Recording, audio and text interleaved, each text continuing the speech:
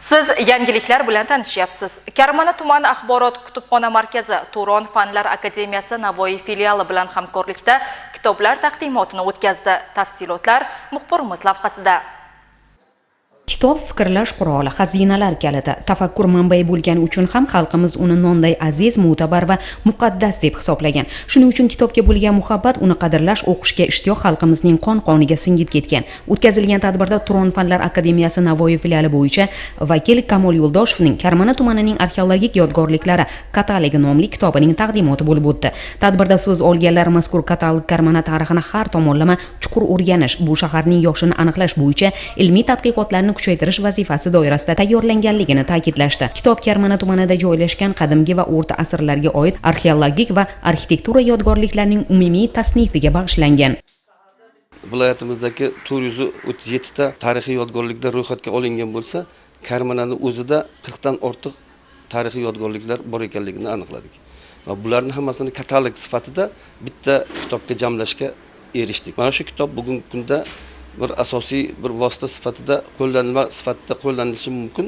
Ularni ta'mirlash masalasida, ularni biz kelgusi avlodlarga yetkazish masalasida, ularni asrab qolish haqidagi fikrlarimiz ham hammasi bayon etilganki, mana shu narsalardan bu kitob shu jihatdan o'zini bahosi qimmat deb hisoblayman. Imkon darajasida mana shu tarixiy yodgorliklar, viloyatimizdagi tarixiy yodgorliklarning hammasini bundan keyingi etapda shunday kitobga bir jamlash niyatimiz bor. Bu kitobimiz kelgusi avlod uchun bu tarixiy yodgorliklarni, arxeologik yodgorliklarni yetkazish maqsadida xizmat qiladi. Shuningdek, jarayonda O'zbekiston Yozuvchilar uyushmasi a'zosi faxriy jurnalist Mansur Aslanovning Qishloqi bolaning qishlog'i she'rlar to'plamining ham taqdimoti bo'lib o'tdi. She'riy to'plamda jam bo'lgan misralarda qishloq hayoti, olov bolalik davrining guvohi bo'lgan ona zaminga hurmat aks etgan. Qishloqda tug'ilganman, qishloqda voyaga yetganman va butun umrim qishloqda o'tdi. 10 ta farzandi bittasiman. Tirikchilik manbayimiz yerdan bo'lgan. Mana shu yerga bo'lgan mehrim qo'limga qalam tutqazgan deb hisoblayman. Bugungi kitobimni Qishloqi bolaning qishlog'i deb atadim va nima uchun deganda, bugun shaharda hamma narsa o'zgarib, hayot shiddat bilan o'tyapti. Shuning uchun ham ko'pchilikni olib qoladi, mehr oqibati yo'qolyapti, udumlarimiz unutilyapti. Urf-odatlarimiz chekkaga chiqib qolyapti deb.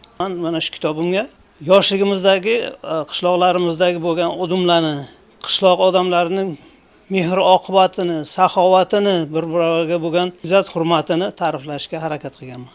Ma'naviy ma'rifiy tadbirda shuningdek Turon jurnalistlar uyushmasi a'zosi nuroniy yozuvchi To'lqin Neqqadamovning Oq kapalaklar nidosi nomli kitobining ham taqdimoti bo'lib o'tdi. Mazkur asar muallifning o'z hayotida bo'lib o'tgan sarguzasht hikoyalari asosida yaratilgan. Asar muallifning ilk nasriy asari bo'lib, oddiy va sodda ohangda yozilganligi bilan o'quvchini o'ziga rom etadi. Oq kapalaklar nidosi degani kapalaklar juda beg'ubor, ozorsiz mavjudot. Shunday insonlar borki, ular ham kapalaklardek ko'ngillari oq. Ya'ni oq ko'ngil, ozorsiz insonlar haqida, beozor insonlar haqida.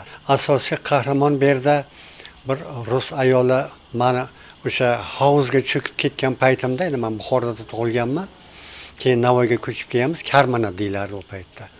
O'sha Karmanadagi ambulatoriya hovuzga cho'kib ketganman. Hech kim ololmagan, sovuqdan qo'rqib paltosini yechib tashlab shu ayol doktor bo'lgan u kishi. Tushib olib chiqqanlar meni. Butun umr men shuni ta'sirlanmasa ayta olmayman. Onam deganman shu kishi haqida. O'zimni hayotim bilan qo'shib bog'lab olib borganman. O'sha oq ko'ngil insonlarni, odamlarga bir umr yaxshilik qilgan insonlarni ulug'lash. Kitob taqdimotida so'z olganlar o'quvchilarga tavsiya etilgan har bir kitobning o'z o'rni va o'z g'oyasi borligini alohida e'tirof etishdi. Tadbirga tuman madaniyat bo'limi xonandalari ijrosidagi kuy va qo'shiqlar o'zgacha fayz bag'ishladi.